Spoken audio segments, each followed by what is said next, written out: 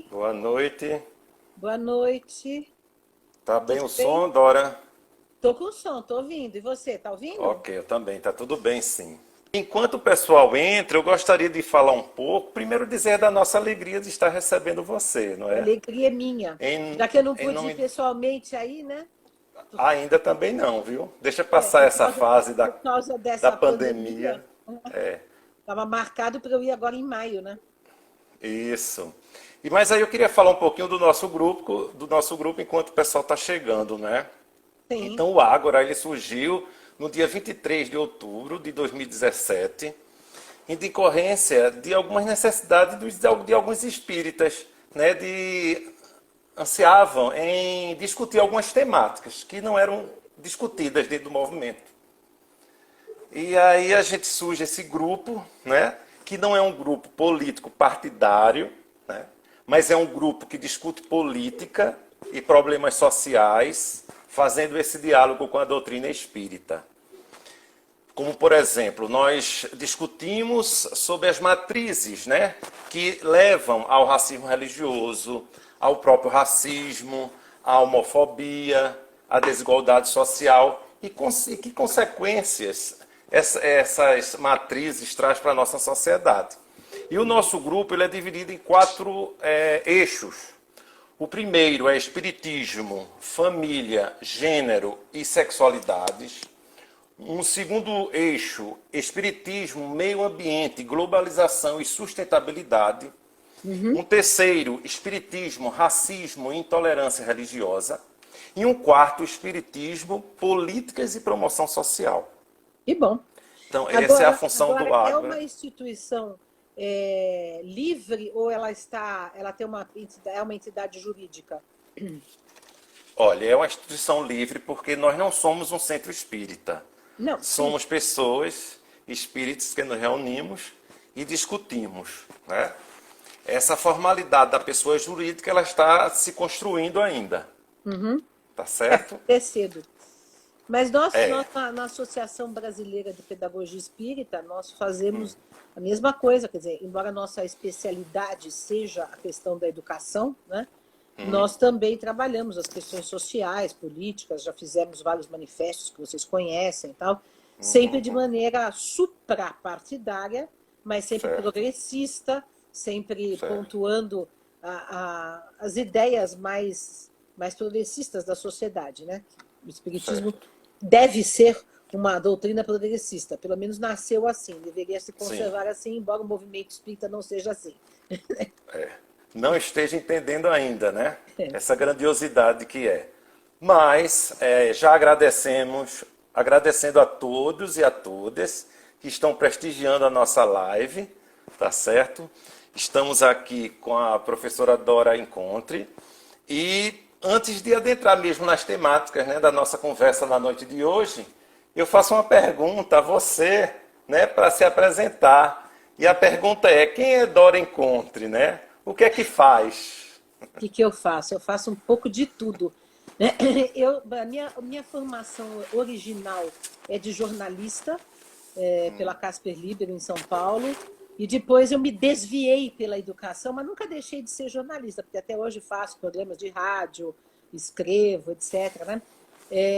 Aí eu me desviei para a educação, aí fiz meu mestrado, meu doutorado, meu pós-doutorado na Universidade de São Paulo, na área de educação, de filosofia da educação. Fundamos em 2004 a Associação Brasileira de Pedagogia Espírita, que trabalha a Sim, ideia da pedagogia espírita, que não é uma pedagogia proselitista, mas, ao contrário, nós trabalhamos a interreligiosidade. E também trabalhamos uma releitura do Espiritismo dentro do contexto do século XXI, e resgatando Kardec na sua originalidade. E depois também, a partir de 2015, nós temos a Universidade Livre Pampédia, que é um espaço livre alternativo de educação presencial e virtual. Agora, nessa pandemia, estamos só virtuais, certo. infelizmente, né? Mas sempre tivemos a nossa pós-graduação de pedagogia espírita presencial, etc.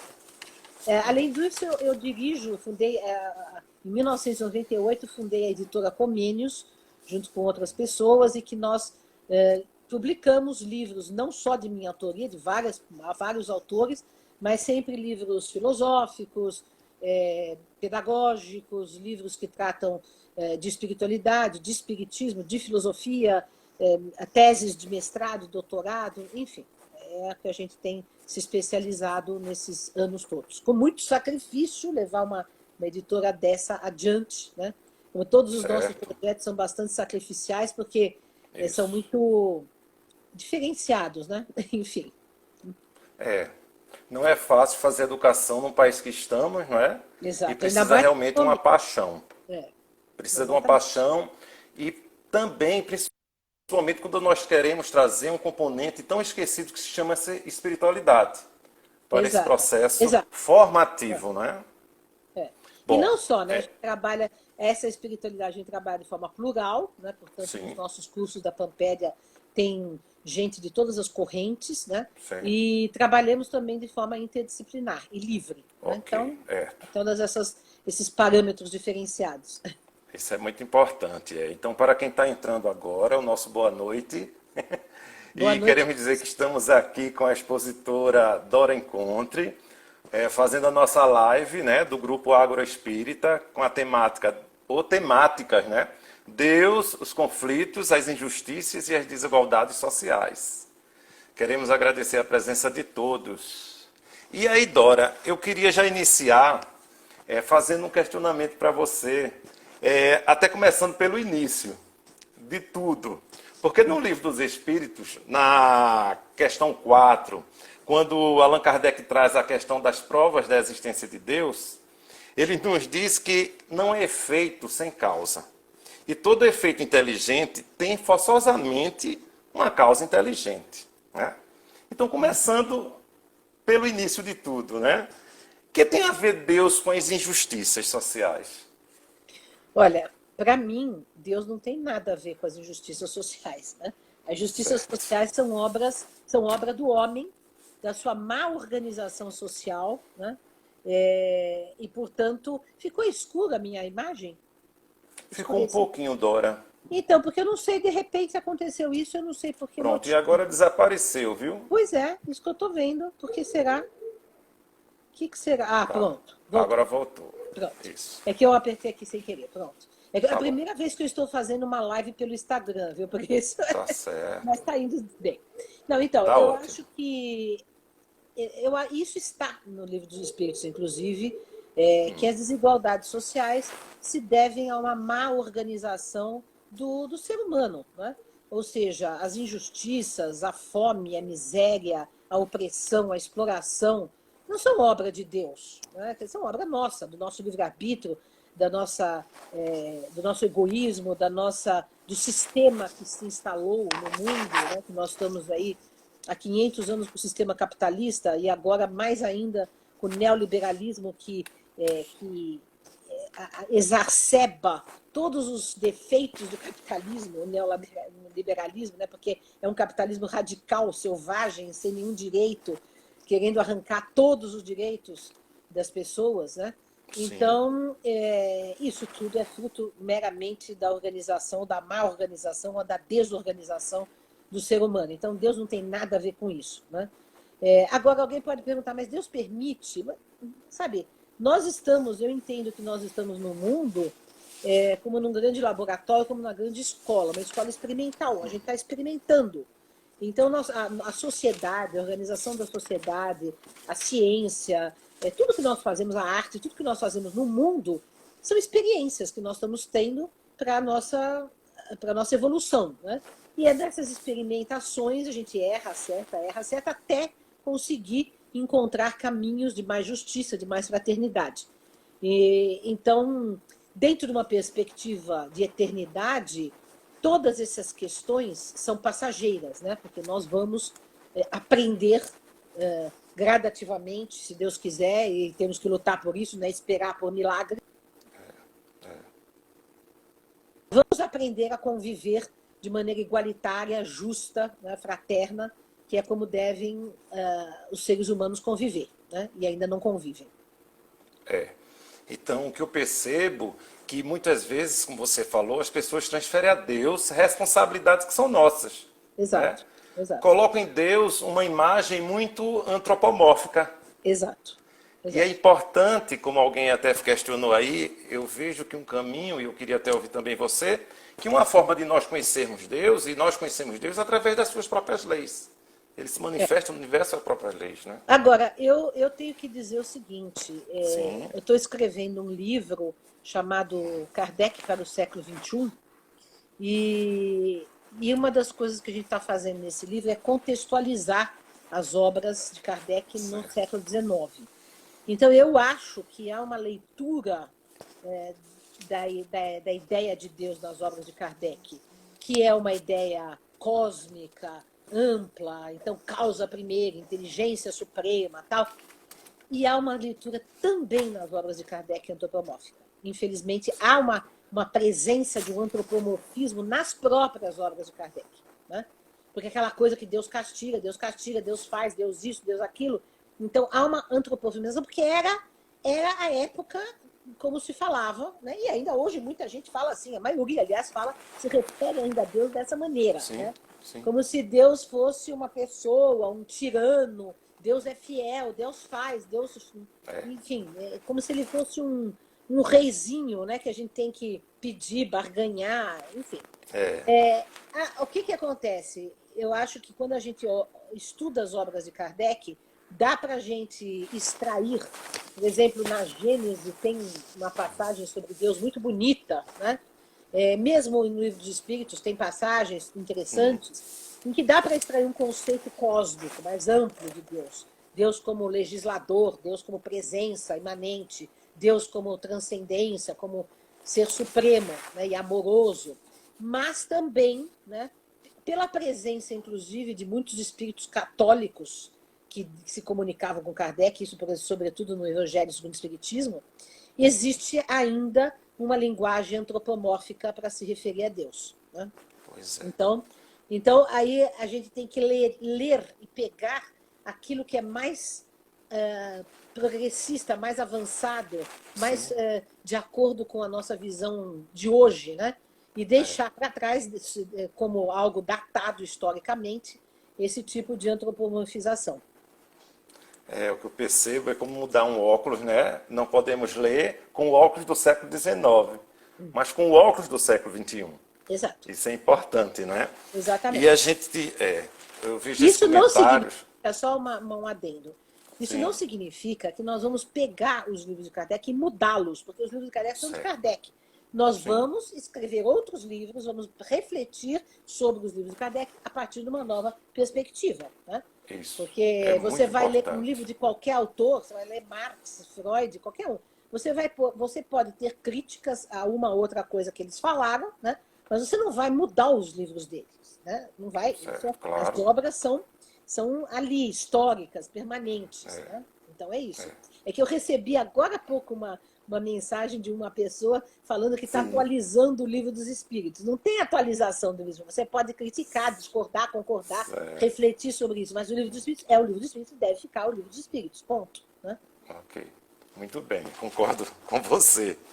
E aí eu dando uma olhada hoje, né, a gente vê assim os índices mundiais, né, de não só agora nesse momento de Covid-19, mas antes mesmo, né, de fome, de miséria, né, sofrimento mundial em nosso país. A gente viu que no Brasil, segundo a Organização das Nações Unidas, nós temos 5 milhões de famintos. E vimos também que, segundo o IBGE, aponta o Brasil como recorde de 13 milhões de miseráveis. Então é uma situação muito grave para nós que nos dizemos um país religioso. O maior, o país maior espírita, né, do mundo, com mais espíritas. E a gente tem Infelizmente, toda essa situação e leva a nos refletir o que é que estamos fazendo para mudar. Né? E aí eu faço uma pergunta a você, porque a doutrina espírita é uma doutrina eminentemente reencarnacionista. E aí, a fome, a miséria, a desigualdade são resgate de vidas passadas? ai, não. Isso é um absurdo dizer-se isso. Eu não estou Né? escutando, Dora. Não está? Voltamos. Peço desculpas aí a você e a todo mundo. mas estamos juntos novamente. Boa noite, gente. Meu nome é Alexandre Júnior. Estou aqui apóstolo. Eu acabei conectando pela minha página ao invés de conectar pela do Ágora, por isso que deu essa Ah, confusãozinha. porque então não aparecia, não E aparecia. peço desculpas por isso. Mas já estamos aí, já temos 20 e poucas pessoas conectadas. Bem-vinda de volta. E aí, Gustavo estava te perguntando, eu vou esperar um pouquinho só para o pessoal voltar mais um pouco. Dora, bom Sim. te ver Vocês, novamente. vocês escutaram o que eu disse. Eu escutava você e escutava ele. Só Eu ele que não também te escuto. escutava. É só E me ele, porque escuta bem, está me escutando bem, está me tô vendo bem. escutando. Sim, tá tudo certo. É muito bom revê-la, não é? Muito bom ver Prazer é você. meu. Você faz parte do rol das pessoas queridas, saiba disso. Olha aí, tá todo Então, mundo aí. Virgínia, pronto. Roberto. Todo mundo de volta. Então já dá para a gente começar, já tem uma parte boa. Gustavo não precisa pedir perdão, porque isso são coisas da tecnologia, né? É, E teve exatamente. ensaio, né? Teve ensaio e tudo mais. Então, aí Gustavo Exato. estava falando contigo, eu estava acompanhando, e ele estava falando das questões quando se refere a Deus ser responsável por tudo. E aí eu vi o recorte que você fez, achei bastante interessante, quando você falou que há recortes de antropoformismo na própria estrutura literária kardeciana. E Uhum. assim, se a gente vê a doutrina apenas como religião, fica difícil a gente fazer um recorte um pouco mais científico das coisas. Então, o primeiro passo, eu queria até começar com essa pergunta, para depois a gente entrar no restante, para a gente pegar o fio da meada, que é Sim. até o quanto essa visão religiosa, não é, impede muitas vezes que a gente faça uma leitura e uma discussão um pouco mais filosófico-científica da doutrina e consiga perceber essa visão um pouquinho mais antropomórfica que tem na literatura. Então, o que acontece é o seguinte: o próprio Kardec deixou abertura para a gente criticar Kardec, porque ele disse que o Espiritismo era uma ciência que não estava fechado, né? E que poderia e deveria acompanhar o progresso do conhecimento no mundo, né? Então, se a gente entende o Espiritismo como uma religião fechada, e os livros de Kardec como Bíblia Sagrada, então não há o que discutir, a gente tem que aceitar passivamente e aí fica uma coisa dogmática, né? Agora, o próprio Kardec não concebia o espiritismo assim, né?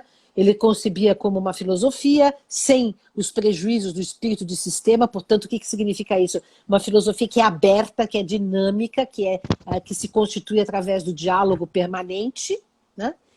E também ele considerava, antes de tudo, uma ciência, né? Então, quer dizer, agora no Brasil, de fato, o espiritismo se transformou numa religião convencional, como todas as outras, conservadora, alienada, né? Porque os espíritas, né, fazem parte disso. Hoje mesmo eu fiquei chocada, recebi uma mensagem de uma pessoa que eu conheço, falando de um. Aliás, saiu isso no 247, né? Só que não saiu que a pessoa era espírita.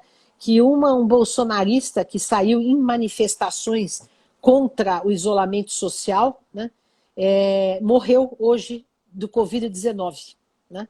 Fez manifestações na sua terra e eu soube que essa pessoa era espírita, atuava dentro de um centro espírita. Então nós temos, vejam só, um espírita sendo contra a ciência, né?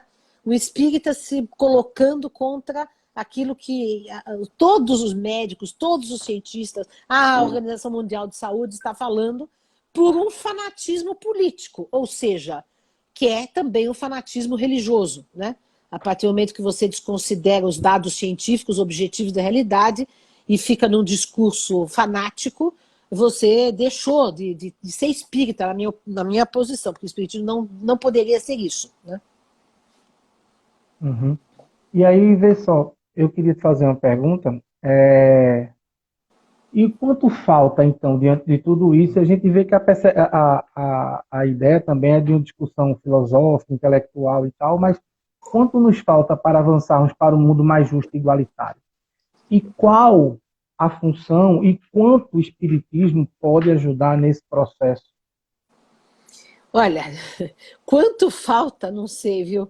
Porque assim, o mundo está tão complicado. Eu tenho esperança que a gente, né, Mas eu não sou muito otimista em relação ao tempo.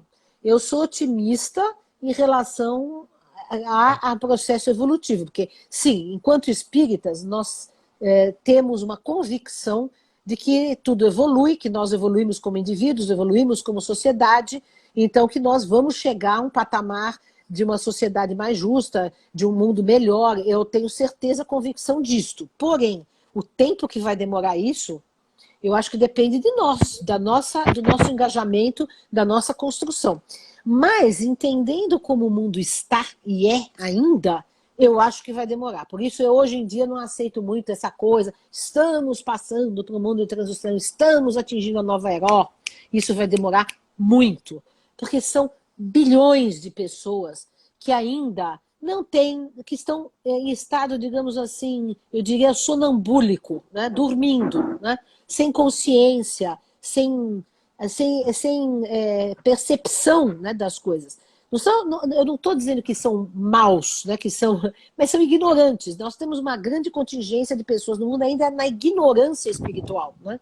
Então, nós temos que fazer um trabalho educativo de longo alcance e a longo prazo. Né? Eu não acredito que as coisas se modifiquem tão rapidamente como nós gostaríamos. Né? De fato, a gente gostaria de amanhã acordar no mundo melhor, né? Amanhã. Né? Porque o mundo está tão opressor, tão difícil, tão complexo, que a gente gostaria que ele mudasse logo.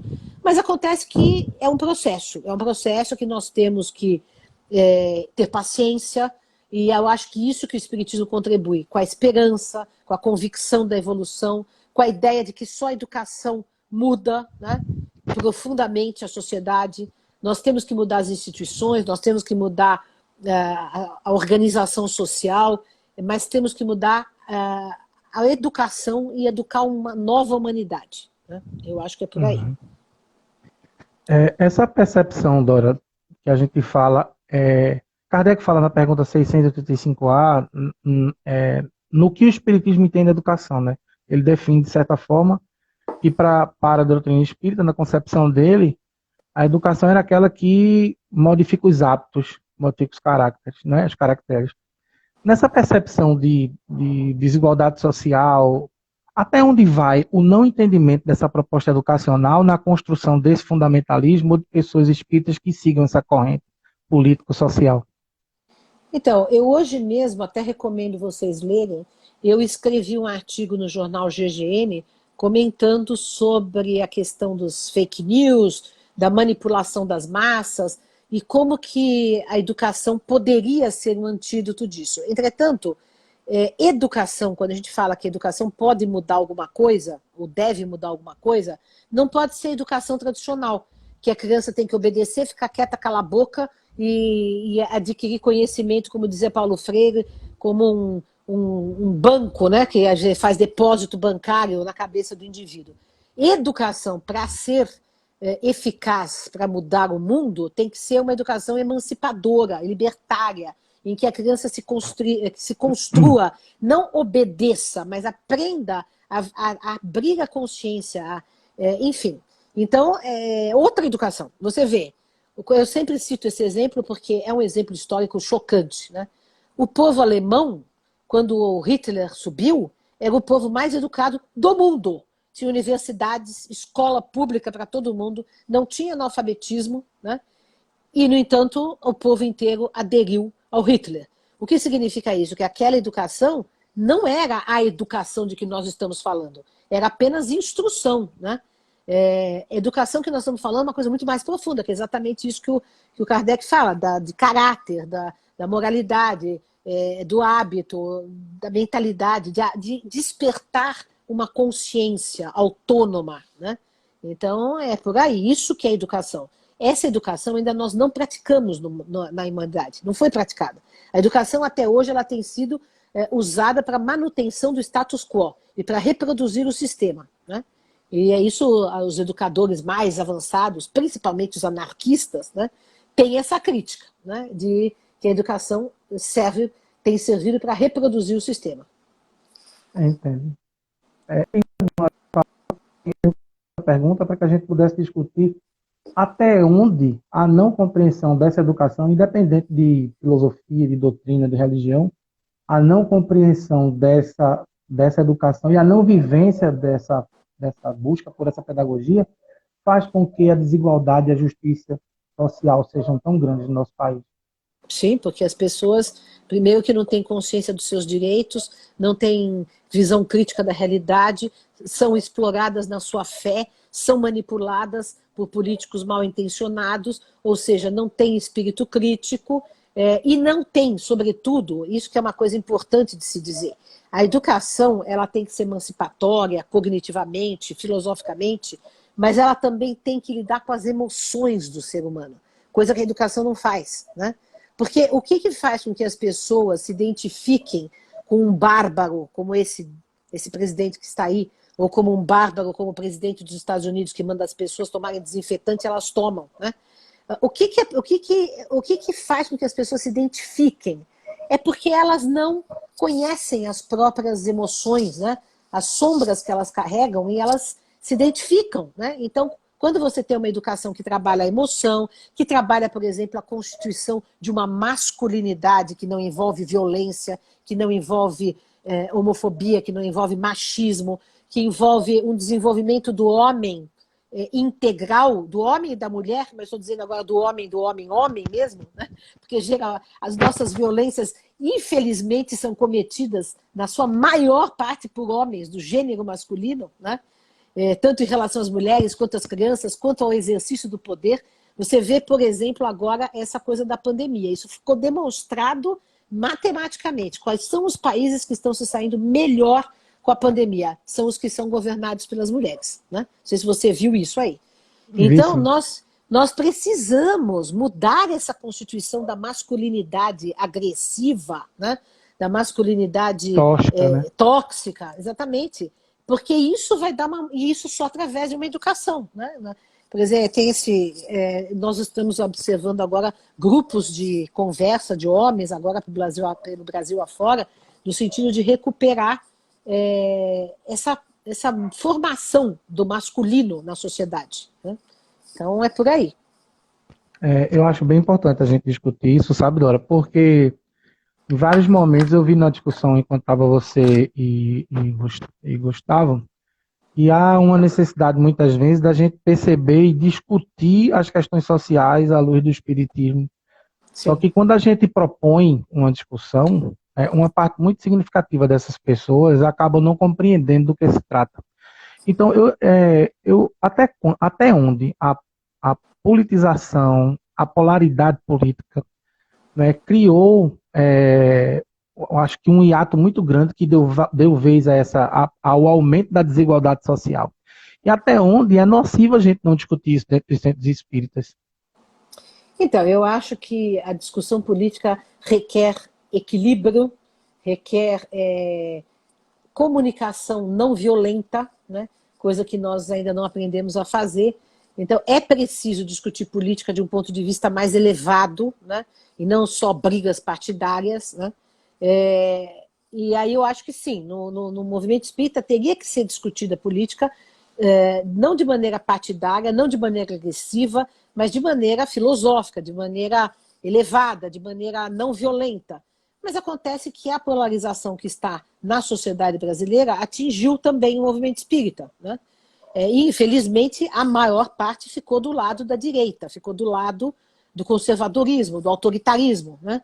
E aí que se surgiram os movimentos mais recentes, todos de espíritas progressistas, nos últimos 2, 3 anos, que estão se mobilizando para demarcar um território de discussão da política de um ponto de vista mais profundo, mais elevado, mais coerente, né? E que não seja só essa briguinha de Facebook baseada em fake news, né? Então é isso.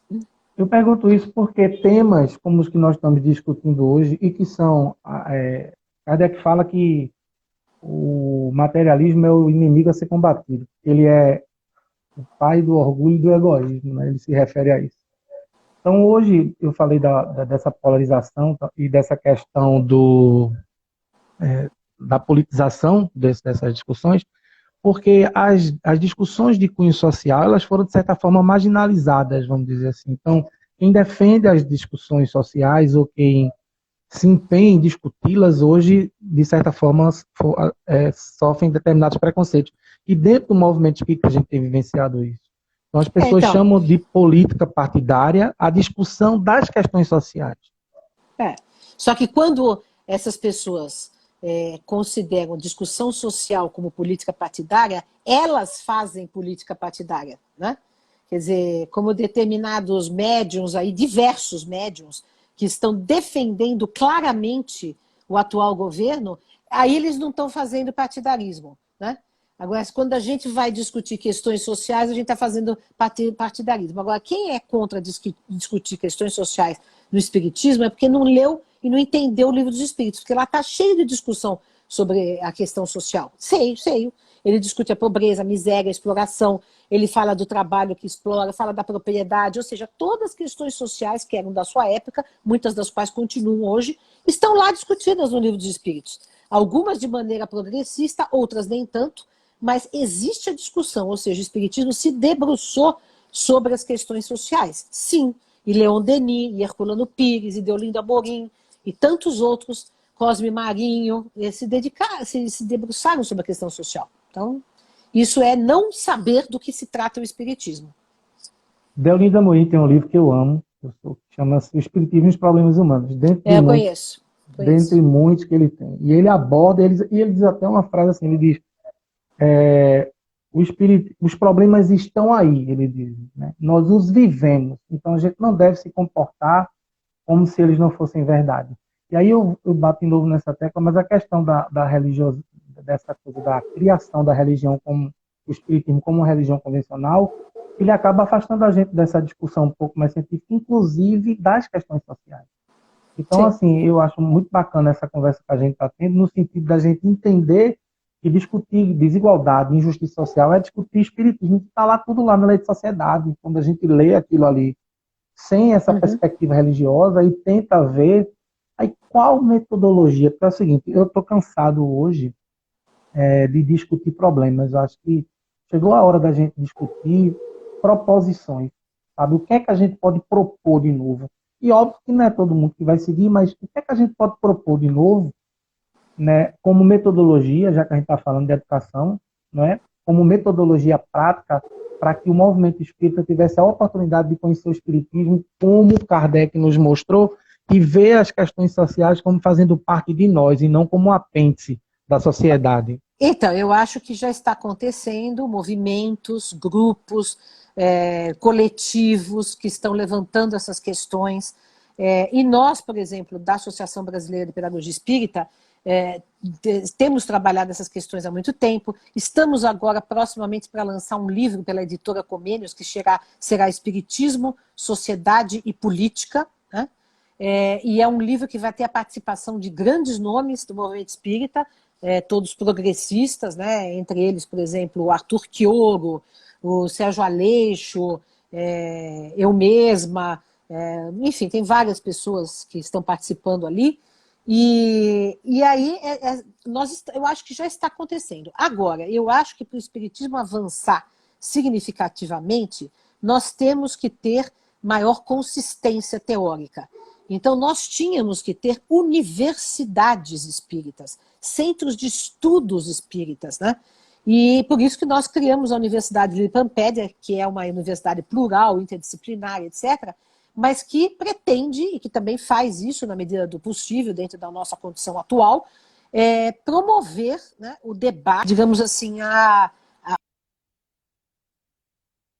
o aprofundamento do espiritismo, sob o ponto de vista filosófico, social e científico.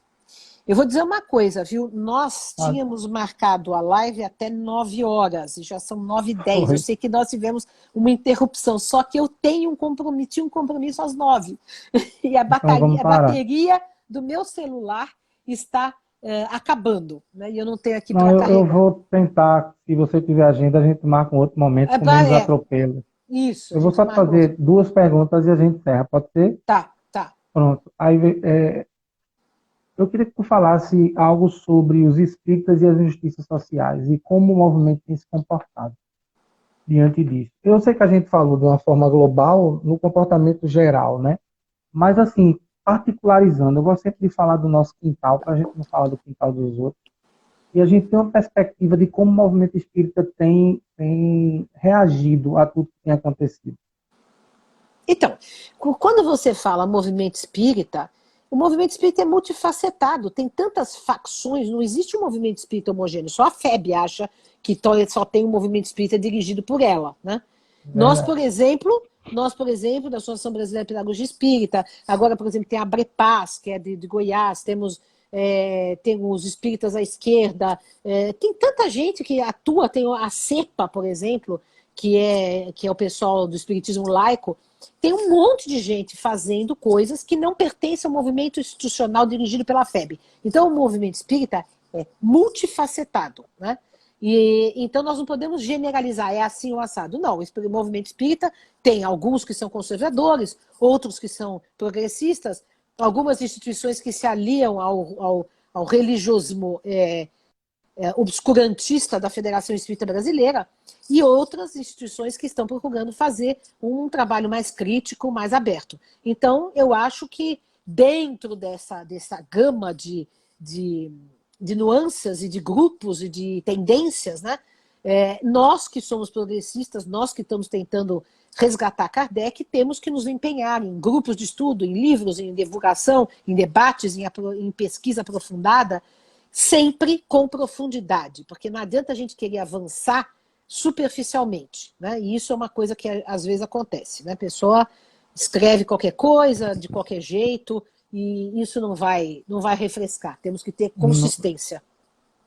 A última pergunta que eu quero fazer, eu acho que um dia numa conversa, tu me perguntou assim, no telefone, Alexandre, por que o Ágora não assume logo que é progressista? Não sei se tu lembra disso. Sim. E eu tive uma conversa interna com o pessoal e a gente dizia, porque a gente, nossa, e a gente conversando esses dias, lá na Gênese, Kardec fala em duas coisas que vão acontecer, que são, de certa forma, está acontecendo agora. Que é esse debate aberto, às vezes até acalorado, entre o espiritismo progressista e o que Kardec chama, né, que não seja eu, essa palavra não é uma palavra criada por nós, e o que ele chama de espiritismo retrógrado, né, está lá na Gênese. Para encerrar, e tu pode já emendar com tuas considerações finais, eu vou me despedir depois do pessoal, me diz o que é que sobra dessa discussão e qual a importância desse posicionamento, sabe, de marcar esse território como um movimento espírita progressista. Eu acho a importância, pelo menos histórica, dizer nem todo mundo era dos conservadores. Eu não fazia parte disso, né? Então, primeiro eu quero garantir... Quero deixar isso claro, né, Dora? Claro, historicamente, né? Nós estamos do outro lado. Graças a Deus. Mas acho que a gente tem uma responsabilidade com o espiritismo, de resgatar um espiritismo que era o próprio Kardec dizia que o espiritismo era progressista. Ele dizia isso, ele usava a palavra progressista. Exatamente. Agora, para encerrar, o Gustavo está me cobrando aqui, que eu estou vendo. O poema. Né? Então, poema. Deixa eu só me despedir do pessoal, você faz o poema e a gente encerra, certo? Tá bom. Eu queria primeiro agradecer a Gustavo, né, por ter começado a live. Pedir desculpa a vocês, mas assim, isso aqui é como diz Faustão, quem sabe faz ao vivo, né? E quando a gente faz ao vivo, essas intempéries, elas são normais. Agradecer a todo mundo que participou, dizer que eu não consegui ler hoje, porque eu gosto sempre de ler as perguntas, por conta do tempo que ficou estourado, por conta da dificuldade lá com a internet do Gustavo, com o celular. Agradecer a cada uma e a cada um. Agradecer a você, Dora, que foi muito solícita quando eu entrei em contato com você, nos aceitou. Dizer a você que o Ágora é parceiro desse processo. Estamos, claro. E estamos juntos nessa empreitada e que eu acho que tem muita coisa para ser construída a partir dessa parceria. É muito bom conversar com você, saber que tem pessoas que pensam dessa forma e que a gente tem muita coisa para construir ainda. Então, olha, eu vou ler um poema. Eu tenho lido os poemas que é de um livro inédito meu sobre tempos que vêm, né, sobre futuro, sobre um novo mundo. E aí o Gustavo tinha me pedido para eu reler um poema que eu fiz na minha live diária, na minha vídeo diária. Mas eu vou ler um outro inédito. Ó, vou dar um presente para vocês, hein? Um que ainda não li. Não li. que é do Manuel Bandeira, psicografado também, que faz parte desse mesmo livro. Chama-se Partilha. Quando tudo o que for teu não for só teu, e conheceres os passantes à tua porta, e estenderes a mesa no quintal, para cear as estrelas visitantes, e comungares o sol toda manhã, sem te trancares em caixas de concreto, e ouvires as flores pela rua, e almoçares no pasto de tuas vacas apenas o verde que elas também comem, e beijares as mãos das crianças, deixando que elas sejam mestras, e alforreares pássaros e cães de todas as gaiolas e coleiras, e alcançares a porta do vizinho com a oferenda do pão e do sal, e te fizeres amigo do rei, desmanchando todas as coroas, e te fizeres servo do escravo, arrebentando todas as cadeias, e afirmares homem e mulher, duas laranjas inteiras iguais, então será a hora e a vez do reino. E Cristo poderá se desdizer, porque o reino será aqui, agora mesmo. Manuel Bandeira, psicografado por mim. Grande abraço para Obrigado, vocês. Vice. Carinho grande por você e tudo de bom. Obrigada, Gente, boa tchau. noite. Tchau. Encerramos aqui a nossa live hoje à noite. Agradecemos a todos e todas pela presença, a Dora pela paciência e por ter participado conosco, e a Gustavo por ter começado, e a todos nós estamos juntos. Uma boa noite para todos. Boa noite.